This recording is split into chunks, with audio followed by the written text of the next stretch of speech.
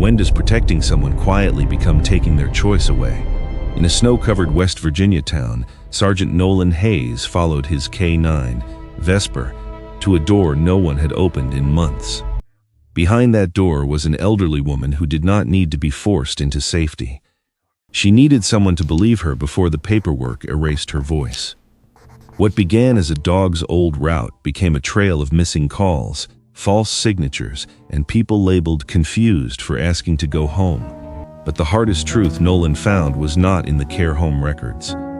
Tell us where you're watching from, and please like, share, and subscribe. Winter made Bellweather look gentler than it was. By 7 in the morning, snow had softened the edges of every roof, fence post, and parked truck in the little West Virginia mountain town. Chimney smoke rose in thin gray lines above the houses along Mercer Street. The road crews had sanded the main intersections before dawn, but the side roads still held a glassy shine under the fresh powder. Far beyond town, where the rail line curved between two dark ridges, a freight horn called once through the valley. Sergeant Nolan Hayes heard it from inside his patrol SUV. The sound was low and lonely, stretched thin by the cold. It rolled over the rooftops, touched the frozen windows of the municipal building, then disappeared into the white morning. Nolan sat behind the wheel with the engine running and one gloved hand resting on the steering wheel. He was 40 years old, tall and athletic, with broad shoulders that filled out his dark navy police uniform without making it look theatrical. His face was rugged and angular, the jaw hard beneath very short stubble. His skin carried a light tan from years outside in weather that did not care who wore a badge. His sharp blue-gray eyes had a habit of moving before the rest of him did, taking in doors, windows, tire tracks, hands. The radio on his shoulder cracked. Unit 3. Animal Control is requesting assistance at Bellweather Rescue. Report of repeated containment breaches involving a German Shepherd. No bite history. Possible traffic hazard. Nolan took the mic from his vest. Unit 3. Copy. Is this active? Negative. Dog is contained at this time. Animal Control says she crossed Route 14 last night and caused a truck to brake hard on ice. Nolan looked past his windshield toward the pale line of mountains. Route 14 ran east out of town, narrow and dark after sunset, bad place for any animal to run, worse place for a driver to make a sudden decision. Copy, en route. He put the SUV in gear. Bellweather Rescue sat behind the old county maintenance yard, where snow piled high against chain-link fences and the wind carried the smell of pine, salt, and wet fur. The building had once been a storage shed before volunteers added kennels, heat lamps, a tiny office, and hand-painted signs asking people to spay, neuter, foster, donate. Bright paper snowflakes hung in the front windows, their edges curling from the indoor humidity. A woman in a tan animal control coat waited by the entrance, stamping warmth into her boots. She had reddish-brown hair tied low at the back of her neck, wind-pink cheeks, and a ring of keys hooked to her belt that chimed softly when she moved. Nolan recognized her from a loose dog call the previous spring. "Sergeant Hayes," she said. "Brooke Mallory. I remember." Nolan stepped out and closed the SUV door. "You said she's contained?" "For now." Brooke glanced toward the building as if expecting it to disagree with her. "Her name is Vesper. That the dog who crossed 14, yes. She got out during evening cleanup. No one was hurt, but the truck driver hit black ice trying not to hit her. He was lucky the ditch was shallow." Nolan looked toward the road. Why request police instead of just writing it as a containment issue? Brooke's mouth tightened. "Because this is the 4th time in 8 months. 3 foster homes returned her. Not because she's aggressive. She isn't. Not because she destroys furniture. She doesn't. She waits." "For what?" Brooke opened the door. Warm, damp air met them, carrying the layered smells of disinfectant, old blankets, kibble, and nervous animals. A chorus of barking rose as Nolan entered, some sharp with excitement, some hoarse from dogs who had already spent too much of their lives asking to be noticed. "For the train," Brooke said. Nolan turned his head slightly. Brooke led him down the concrete corridor. "Every time, it starts after the evening freight horn." She goes still, watches the door, Then she tries to leave. Not random wandering, not panic, same direction every time, east, Route 14, then the old rail access road. Past that we don't know.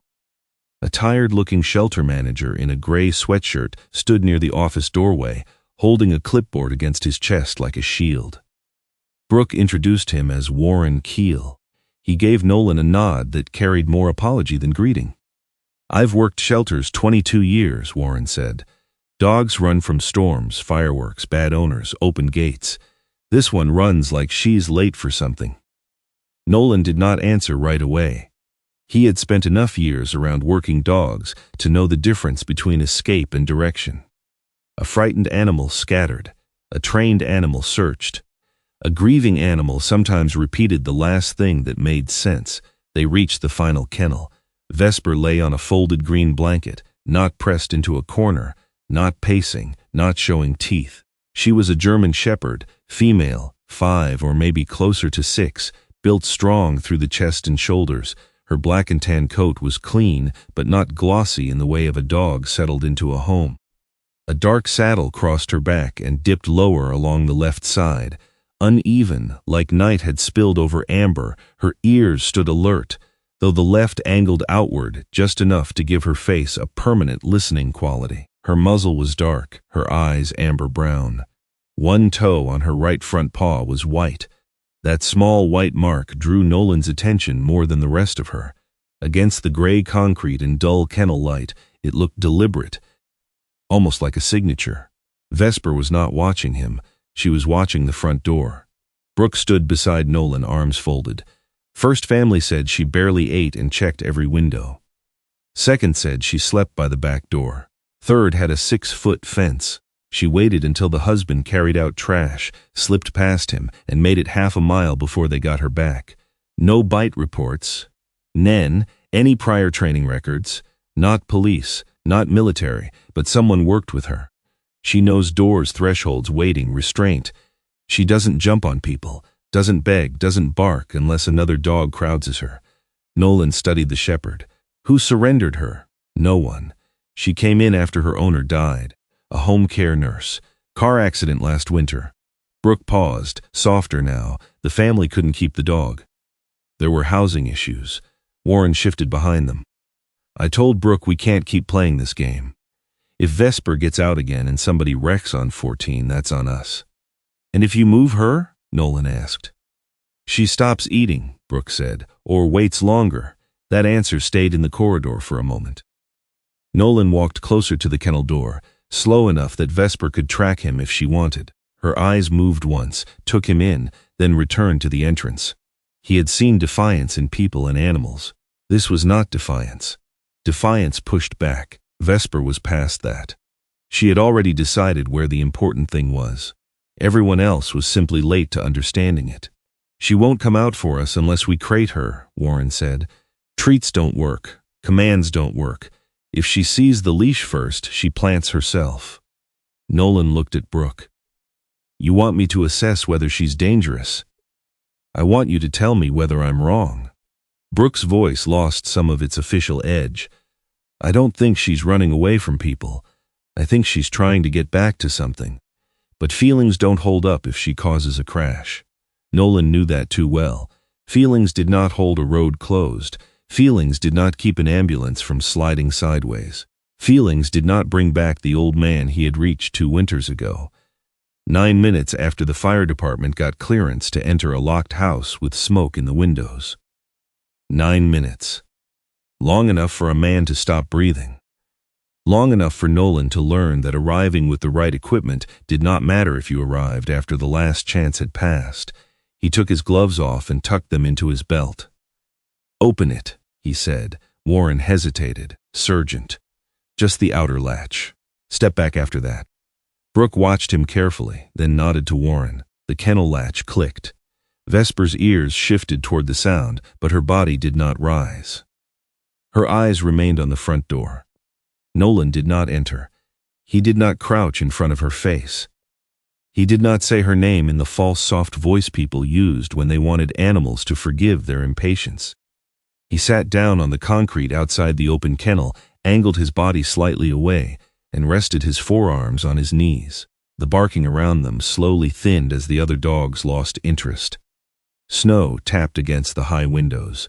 Brooke leaned against the opposite wall, silent. Warren looked as if he wanted to say several things and had decided none of them would help. 5 minutes passed, then 10. Nolan felt the cold of the floor through his uniform pants. His radio gave a small burst of static, then went quiet. He kept his breathing even. His old K9 instructor had once told him that a leash was only honest if the dog trusted the hand holding it. Too many handlers thought obedience began with command. The best ones knew it began before anyone spoke. Vesper's front paw moved, only an inch. The white toe slid forward on the concrete. Nolan looked at it, then looked away again. He did not reward the movement with pressure. He had learned that sometimes hope could become another kind of demand if you showed it too quickly. Vesper stood. Brooke straightened from the wall. Warren stopped breathing loudly. The shepherd came to the open kennel door and paused. She was close enough now for Nolan to see the faint scar hidden in the fur near her right shoulder, an old pale line beneath the black and tan. Vesper lowered her nose toward the leash clipped to Nolan's belt, sniffed once, then looked past him toward the lobby. Nolan spoke for the first time. "I'm not going to pull you." Vesper's ears turned. "I don't know where you think you need to go," he said quietly, "but I won't drag you the wrong way." The dog looked at him then, not long, not warmly. There was no sudden bond, no dramatic surrender, no miracle in the fluorescent light of a shelter corridor. Vesper simply measured him in a way Nolan could feel more than understand. Then she stepped around him and walked toward the front door. Warren whispered, "Well, I'll be damned." Brooke did not smile. Her eyes had gone wet, but her voice stayed practical. "That's the first time she's chosen the hallway." Nolan rose slowly. Vesper stopped near the lobby, one paw lifted, waiting without turning fully around. There were moments in police work when the shape of a situation changed before the facts did. No law had been broken in that corridor. No person had confessed. No evidence had appeared. But Nolan felt the report in his mind changing from nuisance dog to pattern of behavior with possible welfare concern. He did not like the feeling. It meant responsibility had entered the room. The temporary transfer took 40 minutes. Brooke filled out the forms at the front counter while Warren copied vaccination records and previous foster notes. The language mattered. Vesper was not being adopted. She was being placed in supervised temporary care with Nolan Hayes under Animal Control Authority because repeated containment failures had created a public safety concern. Nolan would log her behavior, keep her secure, and report any attempted escape. "You understand," Brooke said, sliding the form toward him. "If she gets out and gets hurt, this comes back on all of us." Nolan signed. "I understand. And if she leads you somewhere private, you're still a police officer. Property rights still exist. Consent still matters." He looked up at her. Brooke met his eyes without blinking. "I've seen good men use good intentions like bolt cutters." For the first time that morning, Nolan almost smiled. "I'll remember that." Vesper rode in the back of his SUV behind the safety partition, not because she had earned distrust, but because procedure was procedure. She did not whine or paw at the door. She sat upright, facing the rear window, watching the road they left behind. At home, Nolan brought her through the side entrance into a modest house at the edge of town. It was clean in the way of a man who owned little and kept everything where he could find it in the dark. A framed photograph of his father in a railroad jacket sat on a shelf near the kitchen. Beside it was a black wristwatch Nolan had not taken off in years except to sleep. Vesper inspected the house without hurry. Back door, kitchen window, mudroom latch, hallway, living room. She did not sniff like a dog exploring a new home. She checked openings like a worker checking exits before a shift. Nolan set down food and water. She drank, ate 3 bites, then returned to the back door. "Not much for small talk," he said. Vesper's left ear angled toward him. He spent the evening at the kitchen table, writing the first behavior log in his waterproof blue notebook. Time arrived at residence. Ate partial meal, no aggression, checked exits, remains oriented toward exterior door. He stopped before writing the next sentence. Appears to be waiting. Outside, snow kept falling, not hard, just steady enough to soften the tire tracks in the driveway. The house creaked as the temperature dropped. Nolan made coffee he did not need and left it untouched. At 7:18 p.m. the freight horn sounded. Vesper changed all at once. Her head lifted, her mouth closed. The muscles along her back tightened beneath the uneven black saddle. She moved to this door, not frantic, not wild, purposeful. Her white toe braced against the floorboards as she pressed her muzzle near the old metal latch. Nolan stood. Vesper. She looked back. The look was not obedience. It was an invitation with urgency inside it. Nolan felt his pulse change. For a second, he was back outside a smoke-filled house 2 winters earlier, listening to dispatch tell him to hold position while an old man coughed behind a locked door. His hand went to the body cam clipped to his vest, though he was off shift. Habit, armor, proof. He activated it. Then he took his radio from the charger and called in. Dispatch, this is Hayes. I'm at my residence with the German Shepherd from the animal control transfer. Dog is attempting to follow the same eastbound pattern described in prior reports. I'm going to observe and maintain visual, not initiating any enforcement action at this time. A pause. Copy, Sergeant. Advise if you need backup. Will do. He clipped a long lead to Vesper's collar, but he did not tighten it. Then he opened the side door. Cold rushed in. Vesper stepped into the snow and immediately headed east. Nolan followed. They crossed the narrow lane behind his house, moved past the dark windows of the closed feed store, and reached the old rail access path, where weeds poked through the snow like black wire. Vesper did not stop to investigate scents. She did not wander toward trash cans or rabbit tracks. She kept to the path with the certainty of repetition. Nolan's boots crunched behind her. His breath fogged the air. The lead hung loose between them. The town lights thinned. Trees rose on both sides. Above the ridge, the moon was only a pale blur behind cloud. Another freight horn sounded, farther away now, and Vesper quickened her pace. Easy, Nolan said. She slowed, but only enough to keep him with her. After nearly 20 minutes, the path curved toward a gravel drive climbing the lower slope of the mountain. A small house sat above them, half hidden by spruce trees. One porch light burned yellow in the snowfall. Smoke drifted from the chimney. The place looked ordinary, almost painfully so. Vesper climbed slopes. Nolan stopped at the bottom, one hand near his radio, body cam recording, the lead still slack. The German Shepherd lifted her right front paw. The white toe touched the wooden door once. Then again. Then a third time. After that, Vesper sat down on the porch, straight-backed and silent, as if she had not discovered this house tonight, but returned to a promise she had been keeping long after everyone else had stopped listening. The door opened only as far as the chain would allow. Warm yellow light cut across the porch boards and fell over Vesper's black and tan coat. Snow collected along the shepherd's back, softening the dark saddle that dipped lower on one side. For a second, no one spoke. The house breathed heat into the night. Somewhere inside, a kettle clicked against a burner. The scent of cinnamon, old wood, and medicine drifted through the narrow gap. The woman behind the door was small, but nothing about her looked fragile.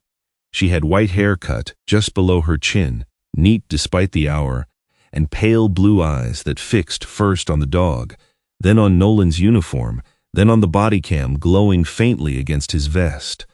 Her face was lined in the way of people who had spent more years enduring than complaining. A brick-red cardigan hung over a cream blouse, buttoned wrong at the top, as if she had dressed in a hurry and refused to admit it. When she saw Vesper, the color left her face. "Oh," she whispered. Vesper did not jump. She did not whine. She only stood at the threshold with her head lowered, waiting. Nolan kept both hands visible.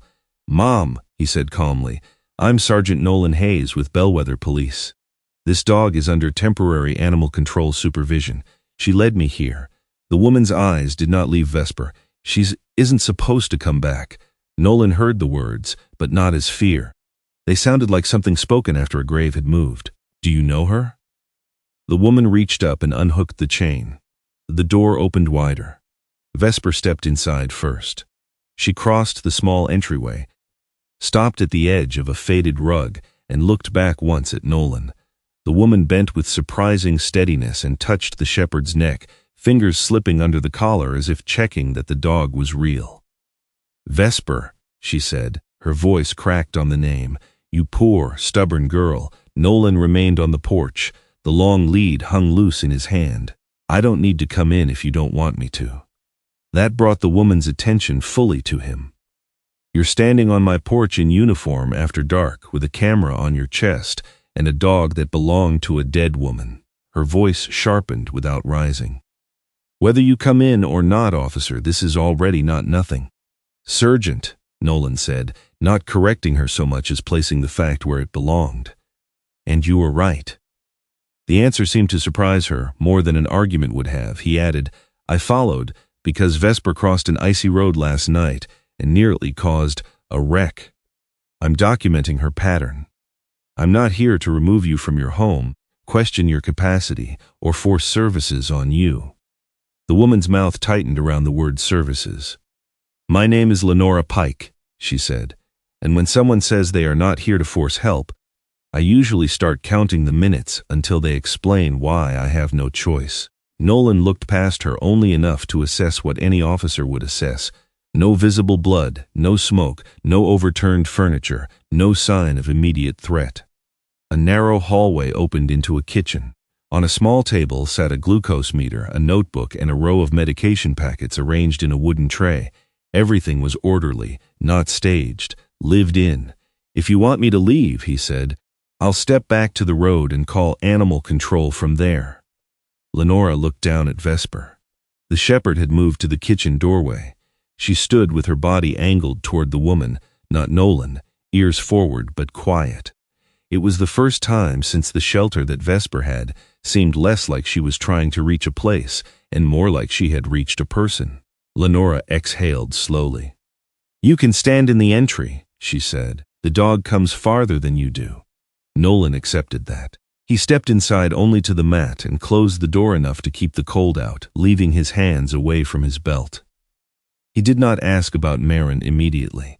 He did not ask why Vesper was not supposed to come back. Questions could be a kind of pressure when asked by a man in uniform.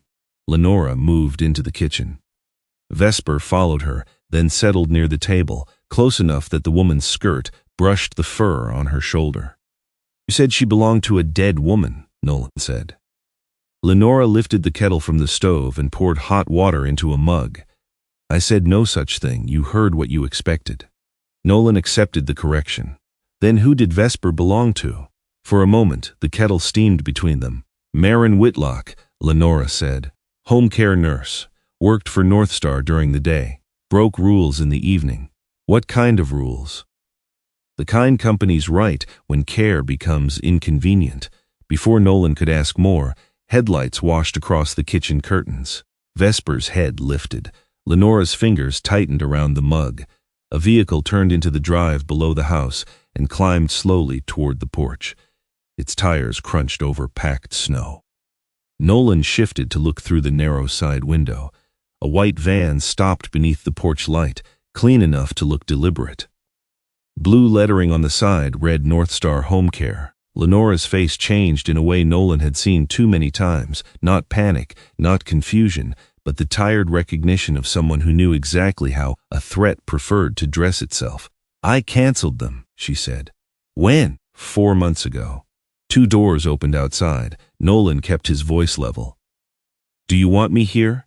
Lenora looked at him then, and for the first time the suspicion in her eyes thinned into calculation. She was not asking whether she trusted him. She was deciding whether a uniform could be useful without becoming dangerous. "For now," she said, "but don't rescue me unless I ask." 3 knocks came at the front door, polite, measured, almost gentle. "Mrs. Pike," a man called. "It's Trevor Ansell with North Star. We're here for your evening check." Lenora walked to the door, Vesper close at her side. Nolan moved no farther than the entry wall, visible but not blocking the doorway. His body cam remained on from the route follow. He checked the red light once, then left it alone. Lenora opened the door with the chain engaged. A tall man in his late 40s stood on the porch in a navy overcoat and black leather gloves. His hair was sandy blonde, carefully parted, and his smile had been trained to appear before warmth could be measured.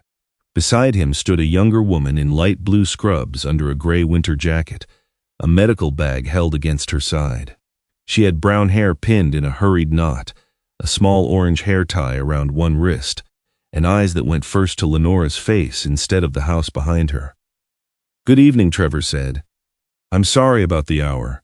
We received a reactivated care notice through the clinic referral system." "I didn't reactivate anything," Lenora said. "I understand it may not have come directly from you. Sometimes primary care offices update continuity records automatically after a concern. My concern is that you are on my porch." Trevor's smile did not move. "There was a documented medication irregularity in your file last spring. Northstar has a duty to make sure you're safe. I take my own medication, and we want to help you continue doing that." It was a soft sentence. Nolan disliked it immediately, not because it was openly threatening. It was worse than that. It was shaped to make refusal sound unreasonable. Trevor's eyes shifted past Lenora and found Nolan. "Surgeon," he said, pleasant but alert. "Is there a police matter? Public safety follow-up involving the dog?" Nolan said. "Mrs. Pike allowed me inside." "Of course." Trevor looked down at Vesper. Recognition flickered too quickly across his face. "That animal has caused some concern." Lenora's voice hardened. "That animal has more right to stand here than you." The young aide looked uncomfortable. Trevor did not. "We only need a brief medication check," he said. "Then we'll be out of your evening." "No. Mrs. Pike, refusal of routine checks can complicate the record. I would hate for anyone reviewing your file to think you are unable to cooperate with basic safety measures." Nolan felt a familiar pressure rise behind his ribs. He wanted to step forward, put a hand on the door, and tell the man to leave. But wanting was not authority. Lenora was in her home. Northstar was on the porch. No one had forced entry. No one had made a direct threat. The law, like winter, often became most dangerous in the gray spaces. He asked, "Mr. Ansell, do you have a copy of the referral?" Trevor turned his attention back to Nolan. "Not physically. It's in our system. Who initiated it? I'd have to check. Then for the record, Mrs. Pike is stating she did not request this visit and has previously canceled service." The young aide looked at Nolan's camera. Trevor's smile thinned. "For the record, Sergeant, Northstar is responding to a care concern based on existing medical history. We're not here to argue." He gestured to the aide. "Hannah, please show Mrs. Pike the delivery." The young woman hesitated. Only a second, but Nolan saw it. Hannah unzipped the medical bag and removed a sealed packet of medication. Vesper rose before Lenora moved. The shepherd approached the gap at the door, nose working. She did not push past the chain. She sniffed once, then stepped back beside Lenora, her right front paw lifting slightly off the floor. The white toe caught the porch light. Nolan looked at the packet in Hannah's hand.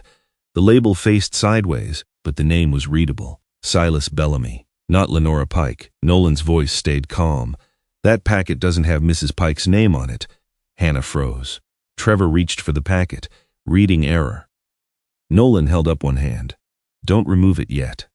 Since it was presented at her door during a welfare-related visit, I'd like the label documented and verified." Trevor's eyes cooled. "This is private medical material. It became relevant when it was offered to the wrong person. I said it was a routing error, and I'm asking you to leave it visible long enough for Mrs. Pike to confirm she did not request or receive medication under that name." Lenora opened the door as far as the chain allowed and looked directly at the label. "That is not mine." Nolan did not touch the packet. He did not seize it. He did not pretend to be a pharmacist or doctor. He simply said, "Mrs. Pike, do I have your consent to document that a medication packet bearing the name Silas Bellamy was brought to your door tonight?" "You do," she said. The body cam recorded the packet for less than 3 seconds before Trevor took it from Hannah's hand and slipped it back into the bag. "A misroute," Trevor repeated. "Corrected before administration. No harm." Lenora leaned toward the gap. There is always harm when you ask people to be grateful that your mistake did not finish itself. For the first time, Hannah looked directly at Lenora with something like shame. Trevor stepped back. We'll note that you declined the visit. Spell my name correctly, Lenora said. She closed the door. No one inside moved until the van reversed down the drive. Nolan watched the headlights slide across the curtains, then disappear between the trees. Vesper remained standing until the engine faded. Nolan took out his notebook. I need to make a welfare report. No, Lenora said. He looked at her. No, he repeated. Not the way you're thinking. They brought another man's medication to your door. And they will call it a corrected delivery error. He implied your refusal could be used against you. He explained policy in a voice smooth enough to survive a complaint. That doesn't mean I ignore it. Lenora's eyes sharpened. And it doesn't mean you write me into a cage. The words landed harder than Nolan expected. She went to the kitchen table, opened the notebook beside her glucose meter, and turned it toward him. Dates, times, blood sugar readings, meals, medication initials. The handwriting was tight, consistent, stubbornly legible. I know what I take, she said. I know when I take it. I know the difference between help and custody. But if your report says elderly female resistant to care provider, they'll use that sentence like a crowbar. Nolan said nothing. Lenora tapped one crooked finger against the page. Write what happened, not what you fear might happen, not what they want it to sound like, not what makes you feel useful. There it was. A door inside him opened a fraction and showed smoke, winter, an old man coughing beyond a wall 2 years ago. Nolan had written that report too. Every fact correct. Every time stamp accurate. None of it had changed the part where he arrived late. He lowered his pen. What do you want documented?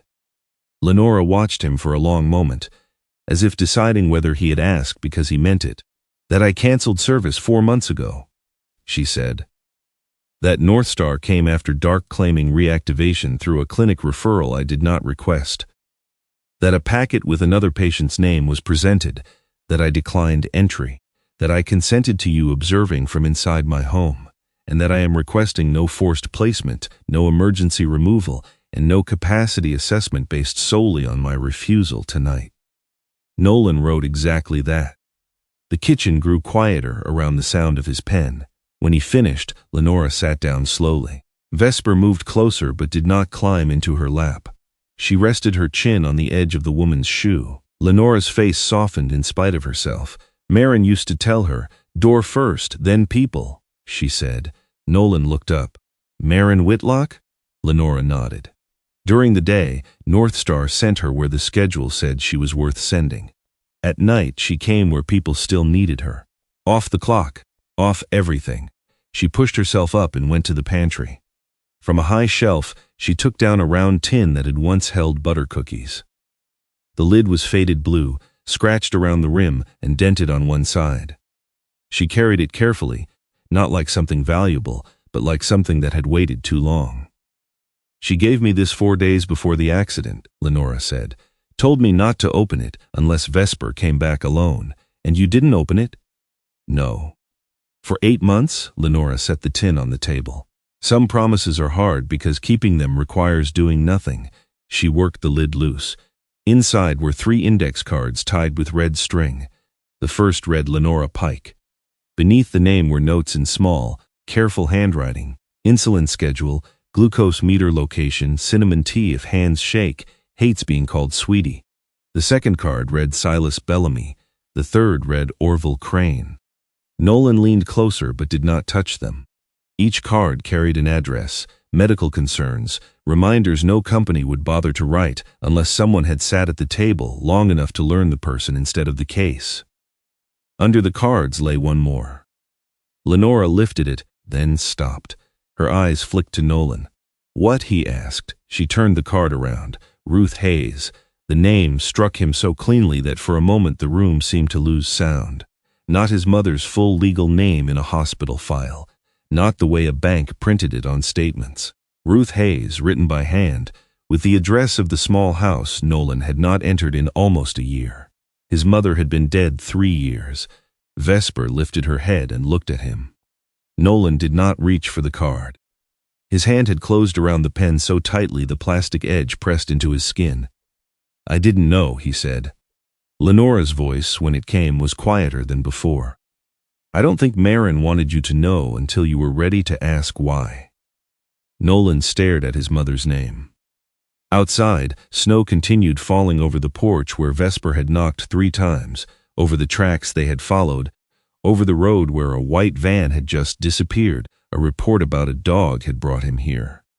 But the card on Lenora's table made one thing suddenly, painfully clear. The dog had not been the beginning, only the part that finally came back. By morning the snow had stopped falling, but Bellweather had not warmed. The town looked rinsed clean under a hard blue sky. Sunlight flashed from roof lines, truck mirrors, and the frozen crust along the sidewalks. It was the kind of winter brightness that made distance seem safer than it was. Nolan had learned long ago that roads could look beautiful right before they took someone off them. He stood in Chief Owen Sutter's office with his cap under one arm, his report on the desk between them, and Vesper lying quietly outside the half-open door. Owen Sutter read so slowly. He was 52, broad through the chest and thick at the waist, in the way of a man who had once been faster and now relied on knowing where trouble would turn before it arrived.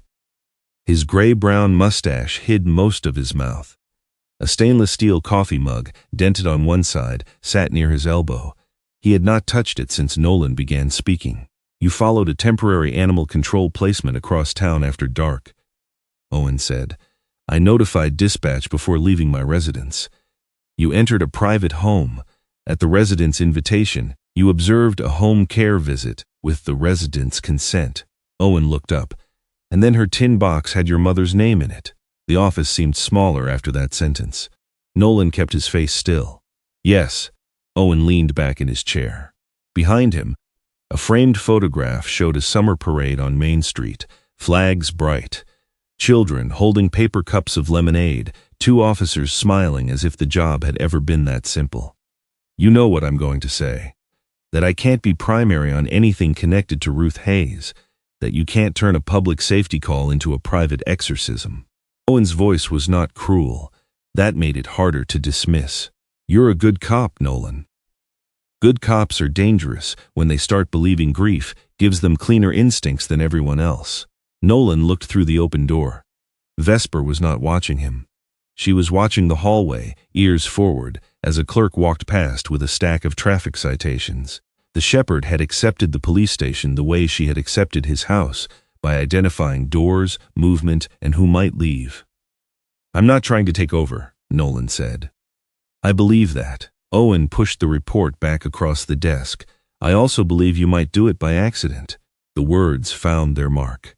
2 winters ago, Nolan had stood outside a house on Finch Road while smoke pressed against the upper windows and an elderly man coughed somewhere inside.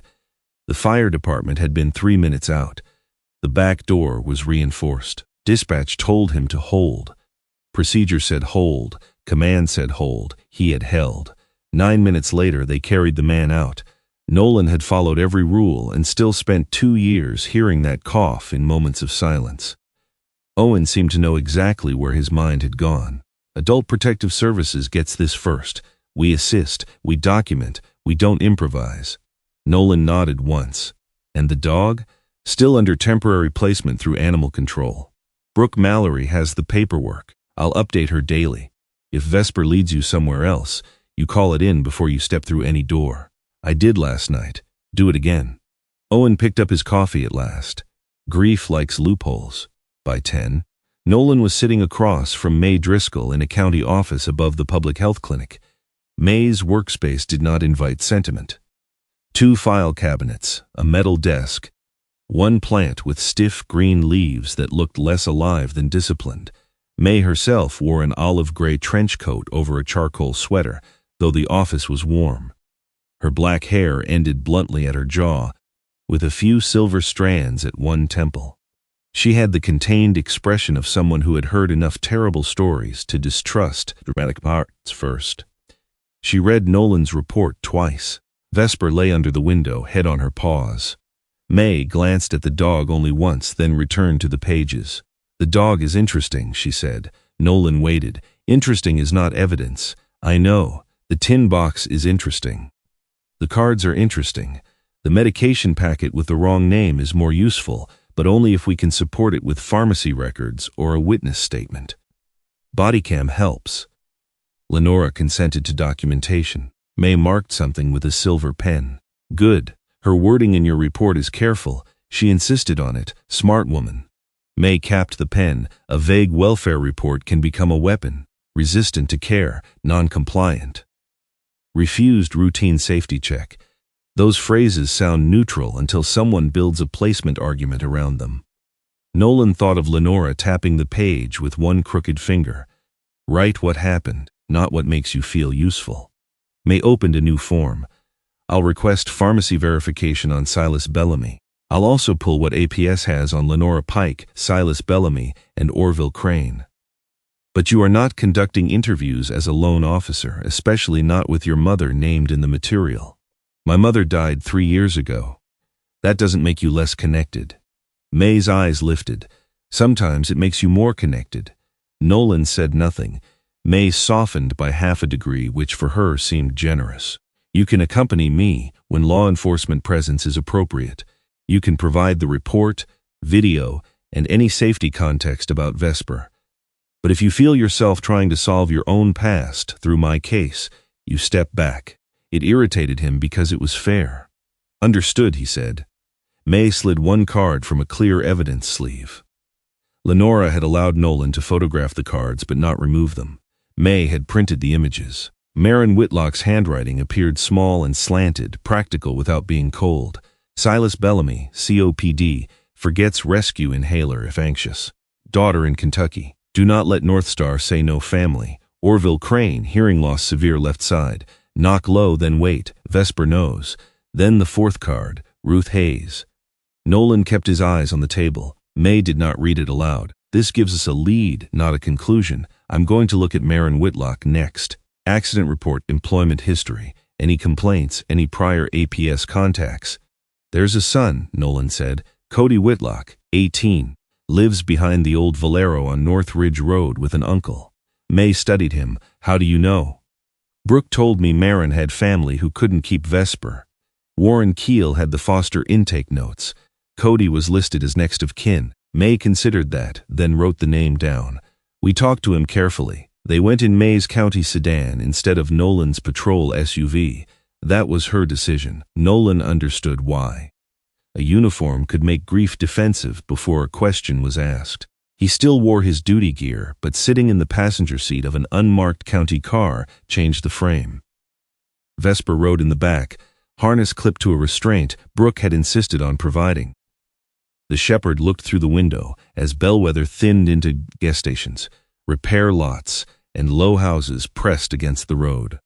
Northridge Road followed the old rail line for half a mile before passing a faded gas station with 2 working pumps and 1 permanently bagged nozzle.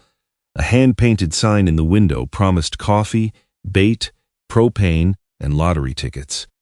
Behind the building, an exterior staircase climbed to a narrow second-floor apartment with 2 windows facing the highway. Vesper stood before May stopped the car. Her ears went forward. Her mouth closed, not excitement. Recognition held tight. "Let her out slow," May said. Nolan clipped the lead and opened the door. Vesper crossed the packed snow toward the stairs, then stopped at the bottom. A young man appeared on the landing. He was thin, not fragile, with a navy hoodie under a black denim jacket and brown hair cut unevenly over his forehead. His face had the unfinished look of 18, jaw still sharpening, eyes already older than the rest of him. When he saw Vesper, one hand closed around the railing. The shepherd looked up. For one breath, Nolan expected her to run. She did not. Vesper climbed 3 steps, then stopped several feet below him.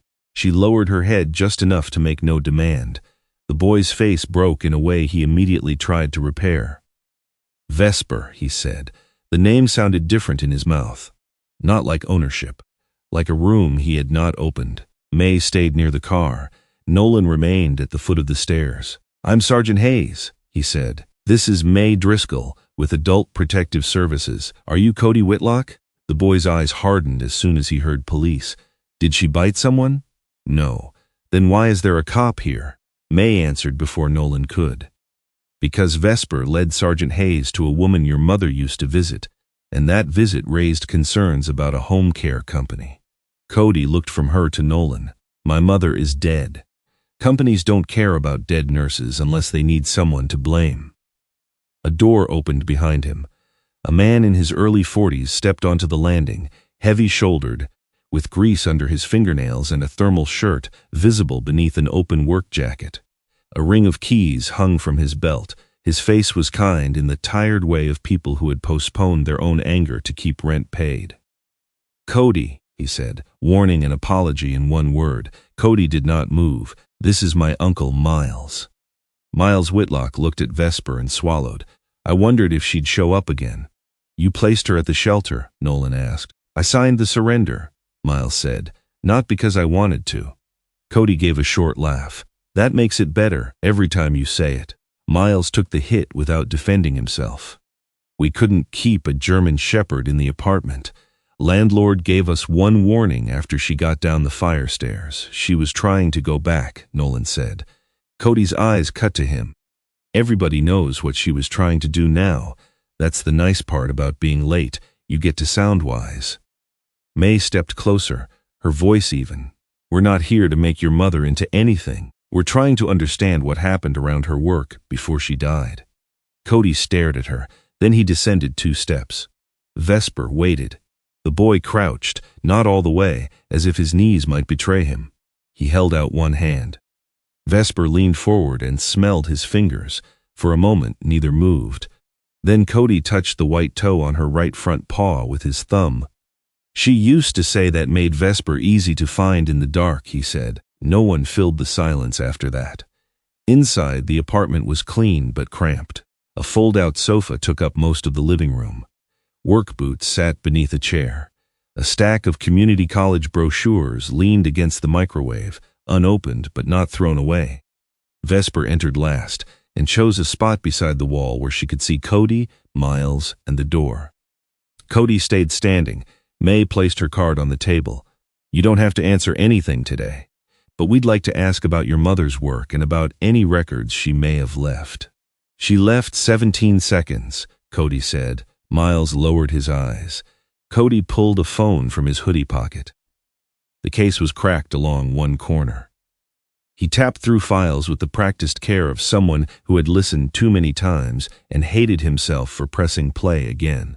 This was the last call, he said. It came in at 9:42 p.m. the night she crashed. I missed it because I was in the shower. He put the phone on the table. The recording began with road noise, steady and wet. Wind pressed against a car window. Marin Whitlock's voice came through thin but clear enough to hurt. Cody, listen to me. The first lie was mine, but the others. A second voice said something farther from the phone. Female, strained. The words blurred under the sound of tires. Then came a hard thump, like a hand striking dashboard or glass. The recording ended, 17 seconds. Cody locked the screen. My mother died with half a sentence, he said. People keep trying to finish it for her. May did not reach for the phone. May I ask whether police collected this during the accident investigation? They copied it. Cody's mouth twisted. Report said it was inconclusive. Road was icy. She was tired. There was therapeutic medication in her system. Nice word. Therapeutic. Makes everything sound clean. Nolan knew the word from reports. He had used it. Clean language for messy endings. Cody turned on him. You want to tell me she was a hero? No. That stopped him. Nolan kept his voice low. I don't know what she was. Cody's eyes narrowed, suspicious of honesty when it did not arrive wrapped in comfort. I know she wrote Lenora Pike's name on a card, Nolan said. Silas Bellamy. Orville Crane. My mother's too. I know North Star brought a medication packet with Silas's name to Lenora's door last night. I know your mother said there was a first lie. That's all I know. Cody's anger did not leave. It changed direction. If she did something wrong, I want to know. If someone used it against her, I want to know that too. But I'm tired of adults picking the truth that lets them sleep. Nolan looked at the phone on the table. There it was, sharper than accusation. A sentence from a boy who had no legal authority, no badge, no case number, but understood something Nolan had avoided for 3 years. He had picked a truth too. Ruth Hayes had not called him home. That was true. Other people had known more about her final months than he had. Also true. But there had been a package after the funeral he never opened because Maren Whitlock's return address made him angry before it made him curious. There had been voicemails he saved for later because later felt kinder than hearing his mother sound weak. There had been evenings when he could have driven to her house and did not because he had no solution to bring. A convenient truth was still a lie if it locked the rest of the door. May's phone buzzed. She checked the screen and something in her expression tightened. "What?" Nolan asked. May looked at Cody first, then at him. "I requested a preliminary review of North Star's old visit logs tied to Lenora Pike. One entry shows Maren Whitlock completed a home visit on March 14th of last year." Cody folded his arms. "So? North Star vehicle GPS shows her assigned car never left the downtown route that day, and the pharmacy authorization attached to the visit kept Lenora's insulin coverage active after an insurance renewal problem." Miles frowned. "Meaning what?" May chose her words carefully.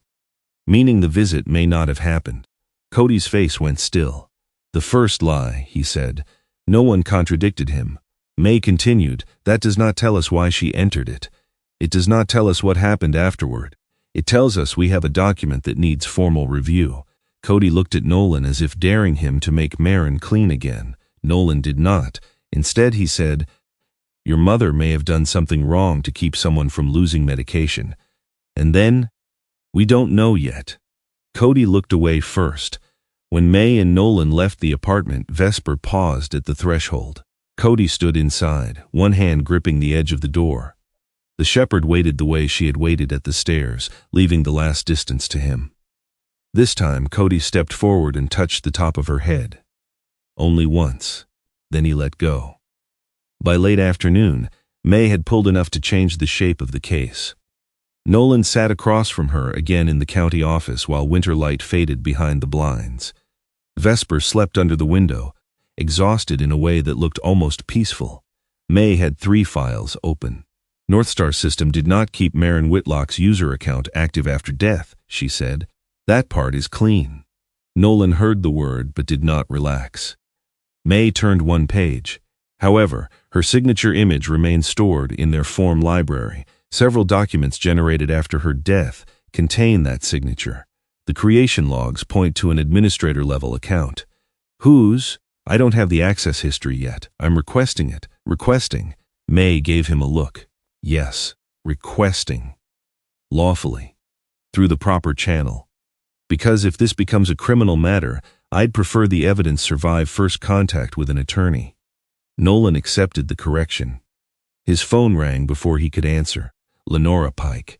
He put it on speaker only after asking May with a glance. She nodded. Mrs. Pike? Lenora's breathing came thin through the line. They came again, she said. Nolan stood. Who? No van this time. Just a delivery left in the storm box. Label has my name. May picked up her pen. Nolan kept his voice steady. Did you take anything? A pause. The tablets are smaller, Lenora said. Different color. Mrs. Pike, do not take any more. Do you understand me? I already took the evening one before I looked twice. Nolan's hand closed around the edge of the desk. May was already dialing with her other phone. Lenora said his name once, and this time the sharpness was gone. Nolan, I'm here. No, she whispered. You are not. Then the line filled with the dull sound of something hitting wood. Nolan did not run alone. That was the first decision he made after Lenora's call went dead. His hand wanted the car keys. His body wanted the old, dangerous simplicity of movement, door, engine, road, siren, porch, entry. But May Driscoll was already on her phone, requesting EMS through county dispatch, and Nolan forced himself to breathe long enough to hear the difference between urgency and panic. Medical first, May said, coat already in her hand. You arrive as law enforcement support. You do not play doctor. I know. You know until you care. He had no answer for that. Vesper rose before Nolan touched the leash. The German shepherd did not bark. She only stood at the office door, her body tight, her amber-brown eyes fixed on him, as if she understood that the wrong kind of speed could become another mistake. Nolan called dispatch from the hallway. Unit 3 responding to Lenora Pike's residence with EMS for possible medication-related medical emergency. Patient reported altered tablets, took 1 dose, then line disconnected. Adult Protective Services notified and responding. Copy, Unit 3. EMS en route. The road to Lenora's house had changed since the night before. Daylight made the mountains sharper, less forgiving. The snowbanks along Route 14 glittered under a pale sun, while the shaded curves remained slick and blue with ice. Nolan followed the ambulance instead of passing it. Every part of him hated staying behind the red lights, watching them bounce across the trees, but the discipline of it held him in place. Lenora's front door was unlocked. The EMTs entered first. Nolan followed only after they called the scene safe.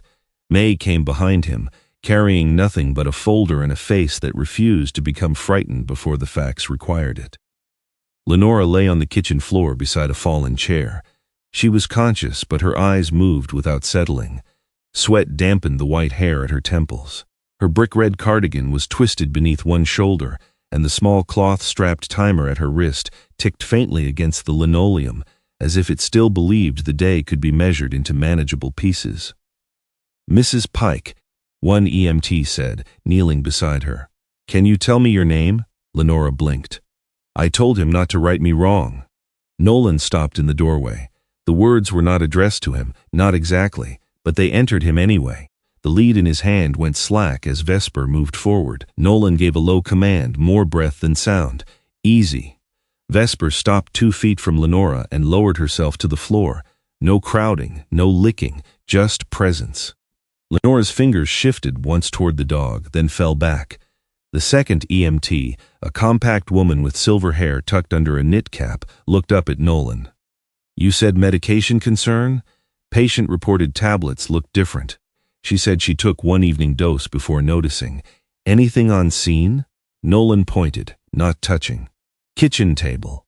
The table held a wooden medication tray, Lenora's notebook, a glucose meter, and 3 sealed packets with white stickers placed over older labels. 1 torn packet lay open near the edge. A single loose tablet sat beside it, small and pale yellow. May stepped closer but kept her hands behind her back. "Photographed before moving." The EMT nodded. "We'll document for medical handoff." Nolan activated his body cam and narrated without adding conclusion. Visible medication packets on kitchen table. Labels appear altered with new stickers. Patient reportedly consumed 1 tablet prior to emergency call. Items will remain with EMS for medical chain of custody. He did not say poisoned. He did not say tampered. He did not say North Star had done it. The words mattered because Lenora was on the floor, and the wrong words could still fail her.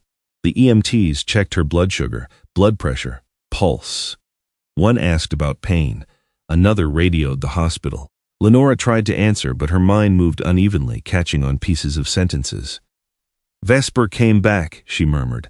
"Marin said door first." Nolan looked down at the shepherd. Vesper's ears shifted at Marin's name, but she did not rise. The medication packets were placed in a clear hospital property bag, with the torn packet, the loose tablet, and Lenora's notebook photographed beside them. Nolan watched the process, resisting the urge to take control of what was not his to control. May stood close enough to notice. "Good," she said quietly. It felt like criticism and approval at the same time.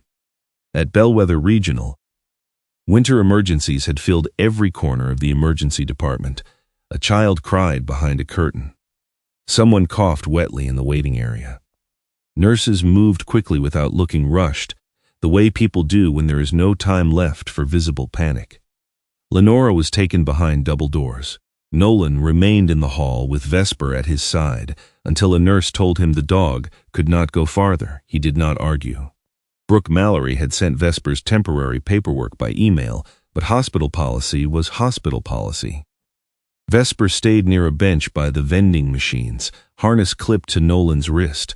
May joined him with a paper cup of coffee she had not asked if he wanted. "Drink it," she said. He took it and did not drink. A pharmacist arrived 20 minutes later, called in from Rose Drugs on Main Street, because Bellweather Regional had only one hospital pharmacist on duty and 3 medication reconciliations already waiting. Patrick Rowe looked older than 61 in the fluorescent light, tall and narrow in a brown wool coat over a white pharmacy jacket. His glasses had slipped low on his nose, and he carried a folded list in one hand, marked with yellow tabs. "I can compare against her current prescriptions," Patrick said, "but I cannot give you a courtroom answer in a hallway." May nodded. "We need a preliminary safety concern, not a final conclusion." Patrick looked relieved by the precision. He disliked drama. Nolan could tell within 5 seconds. Some men filled a room by raising their voice. Patrick filled his by refusing to move faster than accuracy allowed. The medication bag was brought out by a nurse. Patrick did not touch anything until the nurse logged the transfer for review. He read labels, then the pharmacy profile, then the tablet descriptions. "This one matches," he said. "This one may match an older discontinued dose, but I would need lot information. This yellow tablet does not match the current description for anything I have active under Lenora Pike." Nolan felt his jaw tighten. Patrick looked over his glasses. "That is not me saying it was given intentionally. It is not me saying it caused her symptoms. It is me saying it requires verification." "That's enough," May said. "For now," Patrick corrected. Nolan almost smiled despite himself. A woman approached from the discharge desk holding a stack of folders against her plum-colored blazer. Her hair was dark, curly, and pinned back with a small metal clip shaped like a leaf.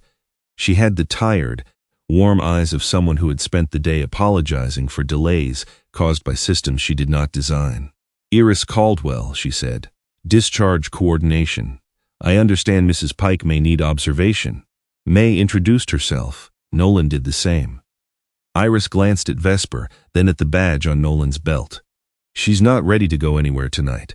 The physician wants monitoring until morning at least." "Good," Nolan said, too quickly. Iris caught it. "That wasn't a promise to you, Sergeant. It was a medical update." May's eyebrow moved slightly. Nolan nodded. "Understood." Iris continued, "There is already North Star paperwork in her continuity record. It lists them as prior home care provider. There's also a medical representative attached to the file, but I haven't verified it yet. Do not move her under North Star coordination until APS verifies," May said. Iris looked offended for half a second, then thoughtful. "Noted." Nolan watched her write the note by hand and place a bright orange flag on the folder. For the first time that day, the pressure in his chest eased. Not because Lenora was safe.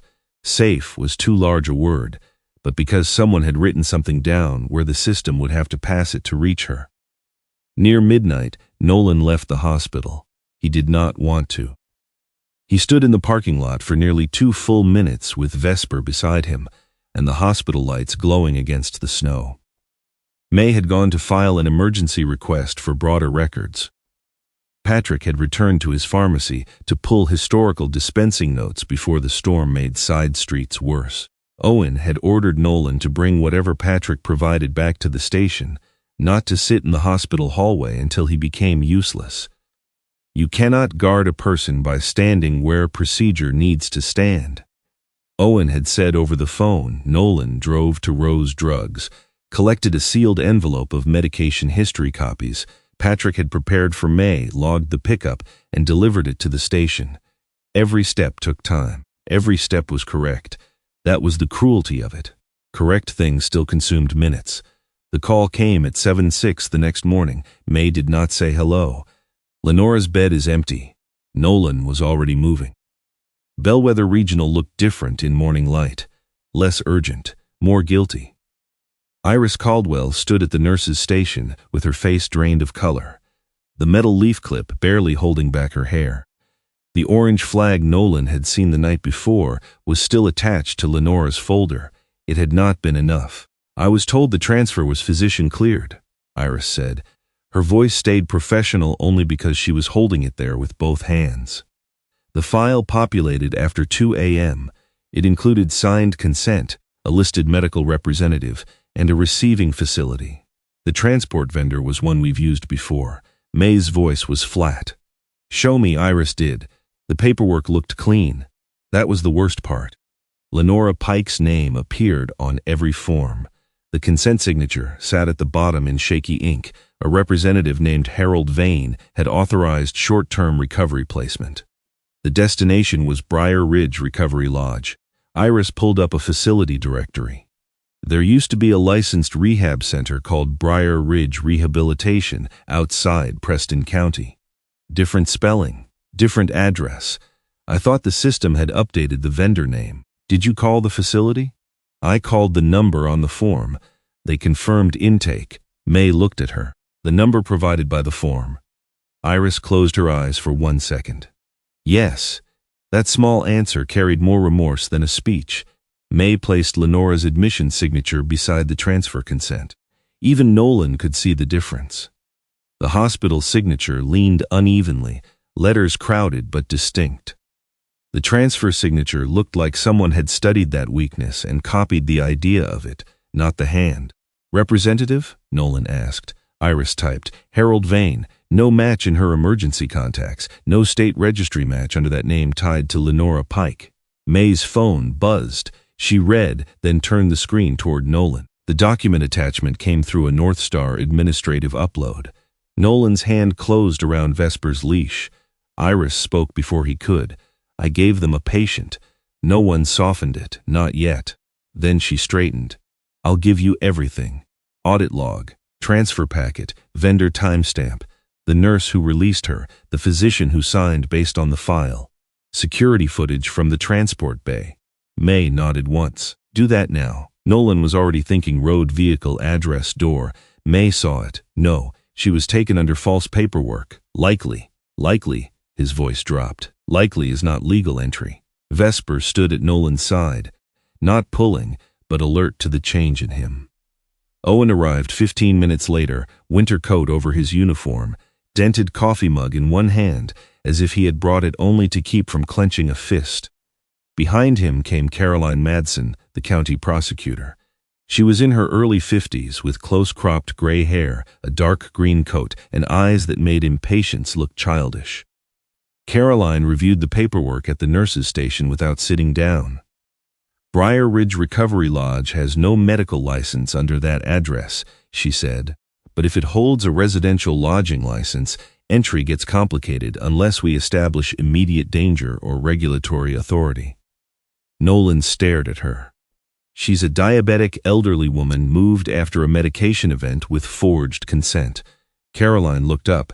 "And if you kick the door because that sentence feels true, their lawyer argues unlawful entry before lunch." Owen stepped beside Nolan. "Listen to her." "I am listening." "No," Owen said quietly. "You're waiting for someone to stop talking." That struck harder because it was true. Caroline continued. "May requests an emergency welfare check through APS and state health inspection. We use the medication concern, questionable consent, unverified representative, and facility license mismatch. Law enforcement accompanies for safety. We do not lead unless a crime occurs in front of us or exigency becomes clear. And if they move her again, then we document the transport trail and move faster with cleaner authority." Nolan looked through the hospital windows. Outside, snow had begun falling again, fine and bright under the morning sun. It looked harmless. It was not. May was already speaking with the state health office. Iris was printing logs with hands that trembled only when no one was watching. Owen was beside him, silent but immovable. Caroline was at the phone with a judge's clerk, her voice low and exact. Everyone was doing what they were supposed to do. And Lenora was gone. Nolan stepped outside because the hallway had become too small for the part of him that wanted to break something. Cold air hit his face. Vesper came with him, her leash wrapped once around his fist. She stood close, shoulder against his leg, the black K9-style harness Brooke had loaned her dark against the snow. Nolan looked toward the mountains east of town. Somewhere beyond those ridges, Lenora Pike had been moved under papers clean enough to fool a hospital and false enough to erase her will. He wanted the siren. He wanted the door. He wanted a world where being right allowed him to arrive now. Instead, he stood outside the police station while sunlight burned across the fresh snow, holding Vesper's leash so tightly that the nylon cut into his glove.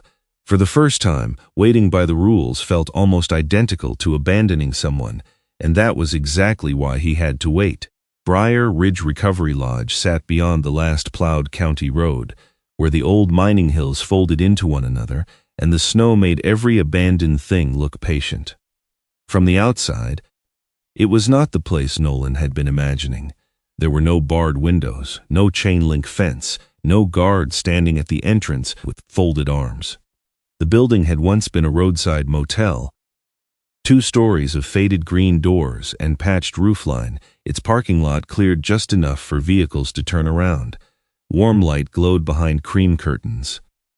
A wooden sign near the drive had been freshly painted: Briar Ridge Recovery Lodge, short-term rest, gentle support, safe transitions. The words made Nolan's mouth tighten. Gentle support.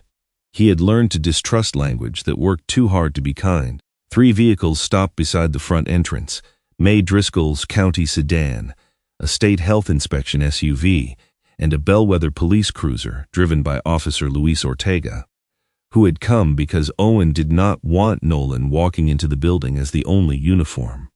Iris Caldwell arrived behind them in a hospital fleet car, carrying a folder full of transfer logs against her chest as if she could keep Lenora from disappearing again by holding the paper hard enough. The state health inspector was Dr. Renata Lowell, a compact woman in her late 50s with silver hair, cut short at the nape and winter boots that looked too practical for anyone who enjoyed being underestimated. She read the exterior sign, then the license printout in her hand. Residential lodging, she said, not medical recovery, not supervised care, not medication administration. May nodded. We enter under Emergency Welfare Authority and regulatory inspection. Law enforcement is present for safety. Nolan heard the instruction beneath the statement: stay behind the authority. Vesper stood at his left side, harness clipped, head level. She did not strain toward the building. That unsettled Nolan more than if she had pulled. In the last week, he had begun to understand that Vesper's stillness often meant recognition, not uncertainty. Caroline Madson's voice came through May's phone on speaker, crisp even over the weak signal. Document signage, licensing, names of staff present, resident conditions, and any medication storage. Do not search private rooms without resident consent unless the inspector establishes immediate regulatory cause. Understood, May said. Nolan kept his hands open. The front door opened before they knocked. A woman in pale gray scrubs and a cardigan the color of oatmeal looked out at them. Her name badge read Carla Mintz, Facility Supervisor. She was in her 40s, round-faced, with tidy blonde hair and the fixed pleasantness of someone who had practiced staying calm around questions. Her eyes moved from May to Dr. Lowell, then briefly to Nolan's badge. "Can I help you?" May showed her credentials. "Adult Protective Services. This is Dr. Lowell from State Health Inspection. We're here for an emergency welfare check regarding Lenora Pike and a review of residents transferred under North Star coordination." Carla's expression registered concern exactly where concern belonged. "Of course, we're always happy to cooperate." That, too, sounded rehearsed. Inside, the lobby smelled of lemon cleaner, coffee, and warmed canned soup. A television played softly in a common room to the right. 2 elderly women sat beneath crocheted blankets watching a game show. A man in a plaid shirt dozed in a recliner with one slipper half off. A staff member laughed gently at something near the nurse's station, though there was no nurse's station, only a long counter with clipboards, a cordless phone, and a basket of labeled envelopes. Everything looked almost normal, almost. Nolan saw the first wrong thing on the wall beside the counter.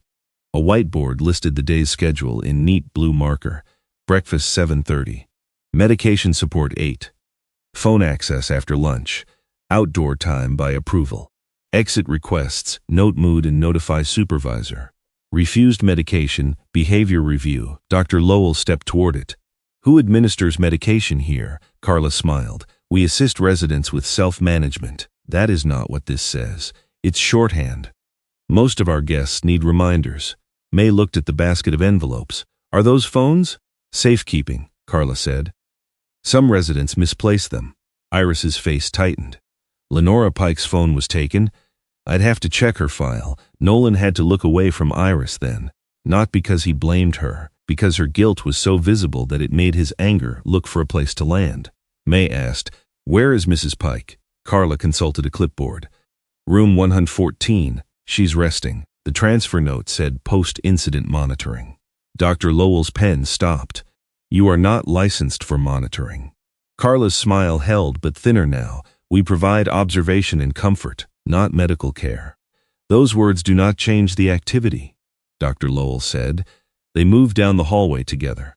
Vesper's nails clicked softly against the clean vinyl floor. The sound traveled farther than Nolan expected. At one doorway, an old man looked up sharply, not at the uniforms, not at the inspector, but at the dog. Then he lowered his gaze before Nolan could place him. Room 114 had a framed print of a lake on the wall and a plastic vase of artificial daisies on the nightstand. Lenora sat in an armchair beside the bed, wrapped in a blanket, her face pale but awake. Her brick-red cardigan was gone. Someone had put her in a pale blue sweatshirt that made her look less like herself. For Nolan, that was the first real blow. Clothing should not have mattered, but it did. The cardigan had been Lenora's color, her line of defense against being reduced to an old woman in a room. Without it, she looked processed. Vesper stepped past Nolan before he could stop her, but she did not rush. She crossed the room slowly and stopped beside Lenora's chair. Lenora's hand rose. Her fingers found the fur at Vesper's neck. "You took long enough," she said. Nolan swallowed. "Yes, Mom." May moved closer. "Mrs. Pike, do you consent to speak with us privately?" Lenora's eyes moved to Carla in the doorway. "Does privately still mean something here?" Dr. Lowell turned to Carla. "Please step out." Carla hesitated only long enough to be recorded. When the door closed, Lenora leaned back. "They said one night," she said, "at the hospital. One night somewhere quiet. Then they took my phone, told me calls could wait until I was less agitated." "Did you ask to leave?" May asked. "Yes. What happened?" "They asked me if I knew where I was. I said a place I did not choose. They wrote something down." Iris closed her eyes briefly. Lenora saw it. "You were fooled?" Iris's voice came low. "Yes. Then be useful now." The words were harsh, but Iris accepted them like a sentence she had earned. Dr. Lowell examined the packets on the bedside table. Two bore Lenora's name. One had a white sticker placed over a torn lower label. She photographed them before touching anything. "Did they give these to you?" "Twice. I told them the second one looked wrong. They said I was confused because of the hospital." Nolan looked at the medication. He wanted the scene to be uglier, more obvious, easier to condemn. It was not. The room was warm. The blanket was clean. Lenora had water within reach. Nothing screamed danger. That was how the place worked. It made control look like care. Down the hall, May and Dr. Lowell began asking residents for consent to speak. Officer Ortega stayed near the front, keeping staff from drifting into interviews. Nolan remained with Vesper outside Lenora's room, while Iris pulled the transfer documents and compared them against Briar Ridge's intake forms. Silas Bellamy was found in the television room. He was thinner than Nolan expected, with a narrow face, white stubble, and hands that trembled around a plastic grocery bag he refused to put down. His sweater was green and too large, the cuffs hanging over his knuckles. When May introduced herself, Silas looked past her toward the hallway. "My daughter coming?" May crouched slightly so she did not tower over him. "When did you last speak with her?" Silas rubbed one thumb against the bag handle. "They said she was changing jobs. Said Kentucky was busy. Sent letters." "What letters?" He produced them from the grocery bag, folded carefully along the same creases. 3 printed notes, each signed Love, Ellen. The paper was identical, the margins identical. No envelope had a postmark. Iris looked at the pages and went very still. Nolan asked, "Did you ask to call her?" Silas nodded. "They said after lunch. Then after I calmed down, then tomorrow." He looked embarrassed by the next sentence.